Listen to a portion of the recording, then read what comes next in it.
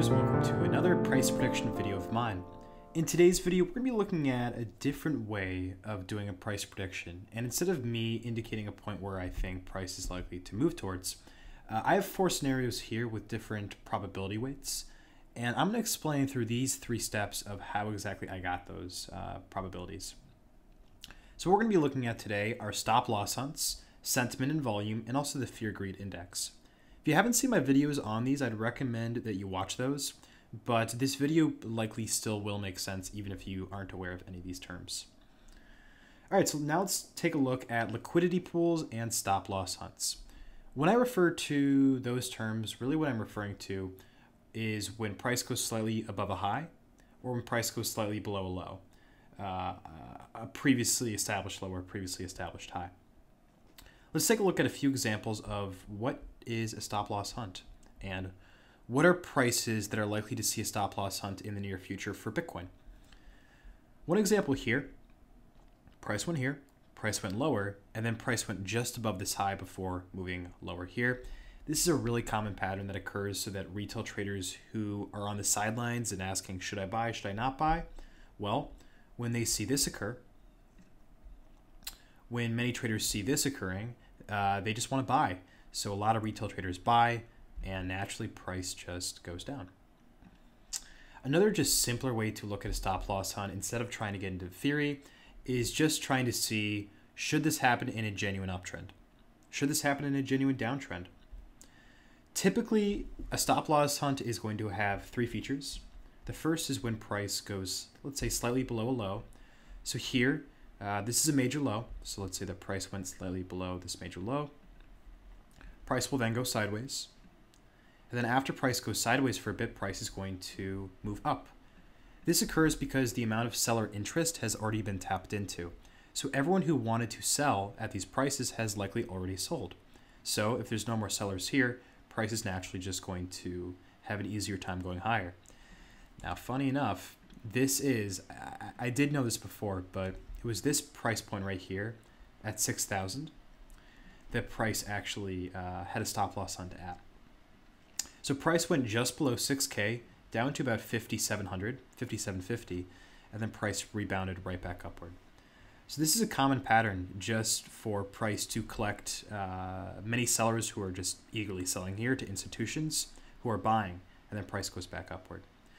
So that's what a stop loss hunt looks like. And let's take a look at, well, let's first take a look at what doesn't a stop loss hunt look like. We do have this kind of period where we go up and then we get a period of flat consolidation, but price never goes back into the initial range. We went high, we went to a high here, we went back down, we went and we broke the high with consolidation.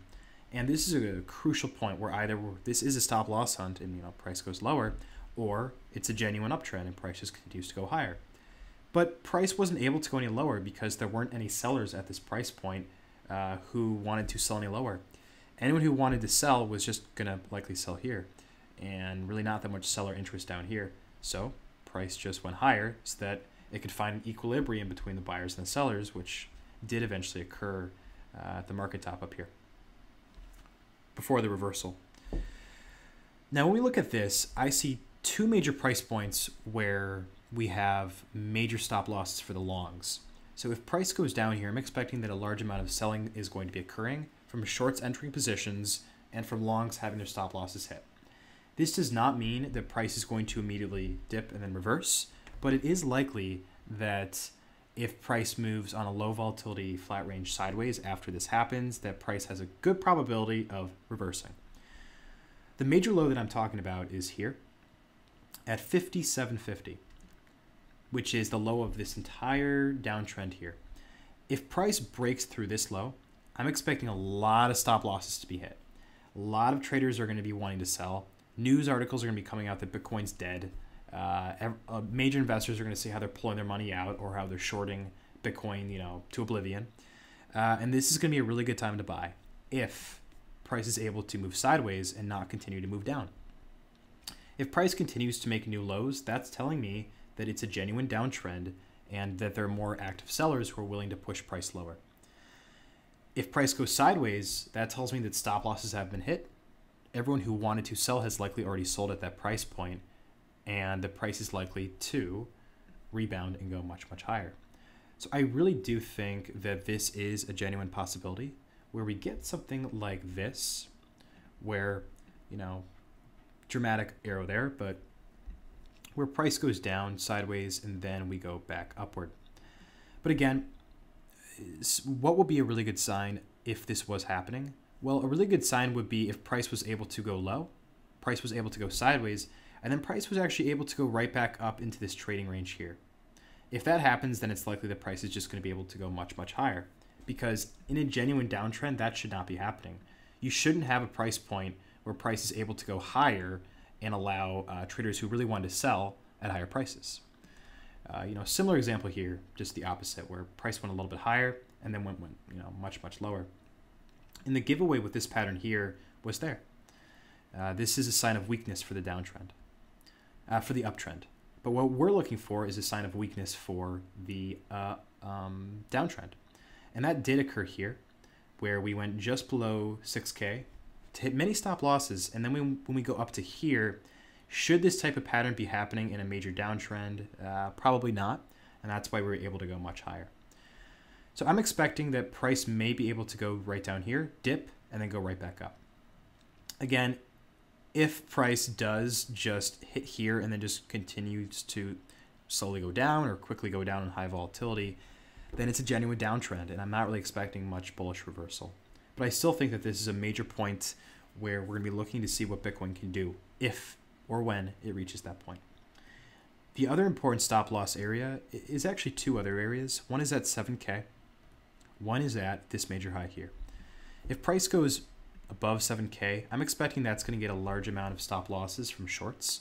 And that's also going to not only hit those stop losses, but convince many traders who are waiting on the sidelines to buy once price crosses 7K. Maybe they put their buy stop at 7,001. Maybe they put their buy stop at 7,002. Or maybe they're just waiting for price to go above 7K with an alert, and then they market buy on their exchange. When this happens, we do not want to see price going sideways. That would be a bad thing. A state of consolidation after that large amount of buying, especially if price begins to dip right back into the previous trading range, like I showed with that example many times here, that could occur when price goes above 7K, and that could be a bit of an issue. Price could also go above the 7,500, hit some more short stop losses, and convince some longs to market buy here, and then price might do that same thing with a stop loss hunt and go back down. Those are the stop loss hunts that I'm really looking at. On a more minor scale, there also is a potential stop loss hunt here, where price goes below 6,100, even below 6K, and then rebounds right back upward. Because I think that there's a good amount of stop losses here. The majority of them are likely down here, below major low, but other stop losses might be just below here, and we might be able to just tap into that liquidity by going down, triggering them, and then bouncing right back up. Now let's move on to sentiment and onto volume. We've talked about the where of price. Where is price likely to reverse? Where are crucial points for price's development? Now let's look at the who, the people, sentiment and volume.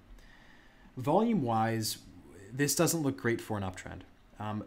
What we see here is where are the highest points in volume? Highest points in volume that I'd seen here ever was here before a major uptrend, because price went down, volume spike, everyone who wanted to sell at that price point has likely sold, price moved up. Major volume spike here, same deal, retracement, many traders selling here, price went up. Volume spike at this point here, major retracement here, major tail, price went up. And here, major volume spike, price went up. Volume spikes do not mean the price is going to turn bullish. That price is going to turn bullish. That is not what I'm saying.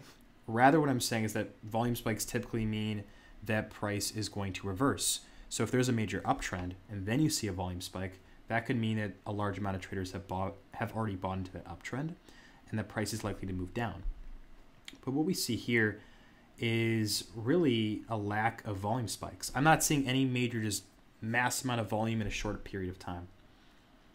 Not really. The highest amounts of volume that we see are here, right at that price point here. Price went up.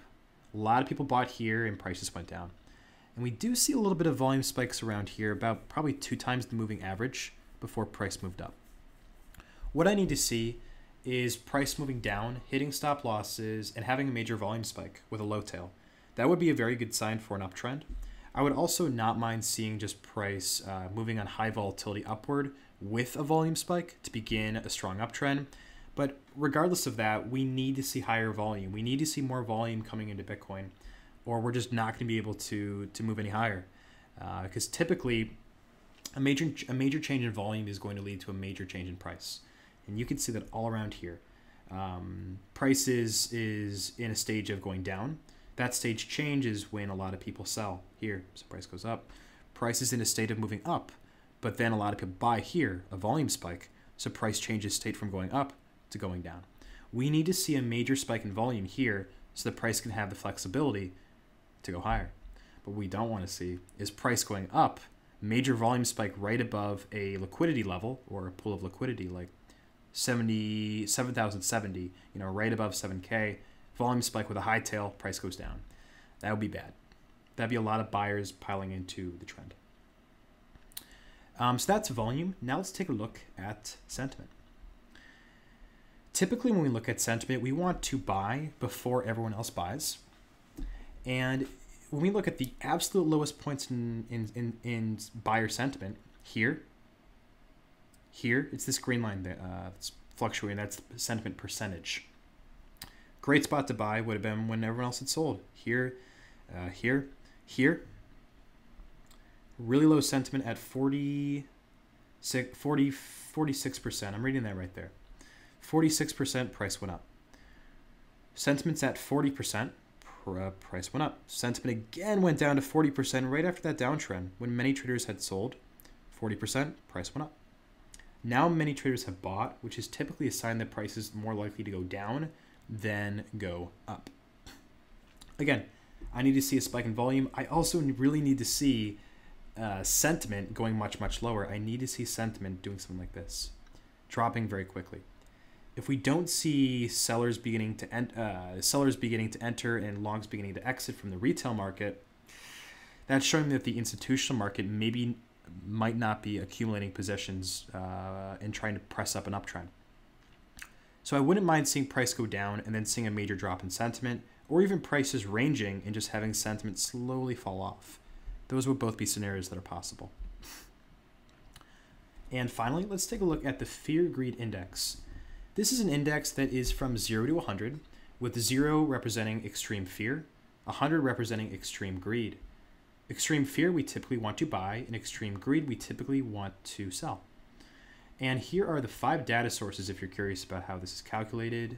Volatility, volume and momentum, social media sentiment, surveying traders, and Bitcoin dominance versus altcoins, and Google Trends. So it's a really good reading for investing in the crypto market. Just to show you guys just a few levels, when the Fear Greed Index was very low at 8, which was February 6th, that point in time was here. That's February 6th. When the Fear Greed Index got low again, April 2nd, 11. That's here. April 1st and April 2nd, right before the uptrend. When the Fear Greed Index recently got really low, it got down to 13 at September 9th. If we go to September 9th here, that would be here, right at the base of the uptrend. What we need to see is this Fear Greed Index coming back down. And just to show that here, just because I like visuals, I would need to see that Fear Greed Index getting back down to around these levels here, preferably below 15, around these ranges here. And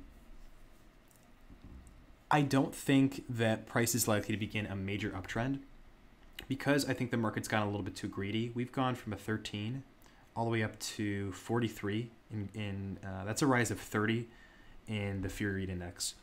So we really need to see a drop in the Fear Greed Index, more fear coming into the market, more articles saying that Bitcoin's dead, and that's going to make it more likely that price is going to be moving higher, especially, with a contrarian mindset. But yeah, I'm going to need to see that Fear Greed Index to get a little bit lower, maybe even retrace or or go much lower than that. So fear greed index looks pretty bearish. Sentiment looks relatively bearish. But now let's get into the 4 scenarios that I have drawn up and see what we're going to be looking at for the future. I think that these 4 are most likely to occur. To begin with, the least likely, I think it's not that likely that we're going to get just a genuine uptrend that just plows above everything. When I say genuine uptrend, to define that, I mean an uptrend that begins and moves beyond 7,500 in the near future. I don't think we're going to be able to make it past 7,500. I think there are too many stop losses and too many stop loss hunts and a lack of actual demand for price to be going much higher. I need to see a drop in sentiment. I need to see a drop in the fear greed index for me to believe that price is just going to be able to go higher. And I think that the other one that is not as likely is a stop loss hunt above 7K that begins a downtrend. So that would be if price went right above 7K, triggered short stop losses, and then went right back down. Or price goes above 7,500, just slightly above 7,500, hits stop losses right above that high, and then just goes down. That is something that could occur as well. And I should have added that stop loss hunt above 7,500 or 7,500. And you'll know if it's a stop loss hunt if it makes the stop loss hunt pattern where it hits 7K, goes sideways, and then begins to go down. Or if it goes above 75, goes sideways, then begins to come down, then you have a confirmed stop loss hunt and probably a lot of trapped buyers. Now the more likely options. The stop loss hunt below 5,700 that begins a major uptrend. This is what I've been talking about, I think, like 3 times today. Price going below this low to just convince the entire market that Bitcoin is just, gone. Articles will likely come out saying that Bitcoin's dead. Major investors are going to say that they're pulling their money out of Bitcoin. Everyone's going to say don't trust it. It's going to probably just move sideways for a little bit of time.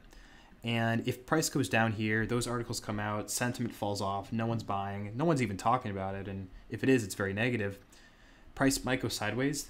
This might actually be the staging for a major uptrend to occur. Because institutions are probably accumulating as much as they possibly can before the uptrend begins. So this is a scenario that could occur. I give it about a 1 in 3 chance for it to occur.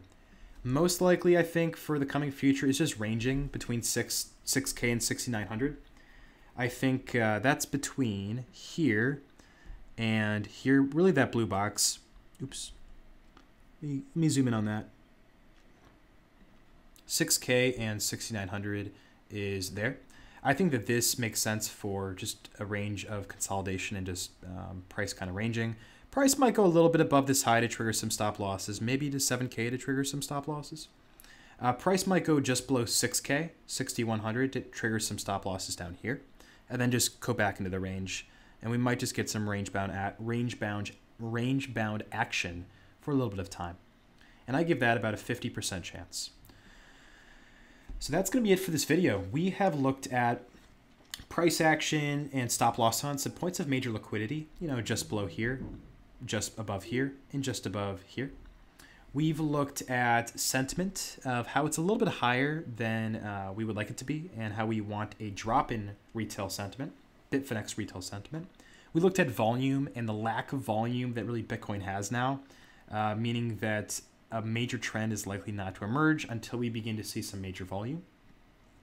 And finally, we also looked at the fear greed index to find how investors currently, how we believe, it's not actual data, but how we, it's data that's compiled from 5 sources, but how we believe that investors are feeling about Bitcoin, how the overall market feels about Bitcoin. We want that number to get as low as possible, where everyone believes that Bitcoin's dead, everyone believes that you should sell your Bitcoin and everything. That would be a sign that everyone has likely already sold, and that's going to be a major spot of growth for an uptrend of Bitcoin, where institutions can buy as everyone else sells, and everyone who sold, who became position sellers, can become potential buyers. Because if they short, they have to buy back, and if they convert it to cash, they can always convert that cash back into Bitcoin to propel price higher. So position sellers can become potential buyers. All right, that's going to be it with the scenarios and the 3 ways that we looked at the price prediction. If you have any questions or would like to reach me, you can shoot an email to my email address, which you can find in the About section of this channel, or you can message me on my Discord. Thank you for watching.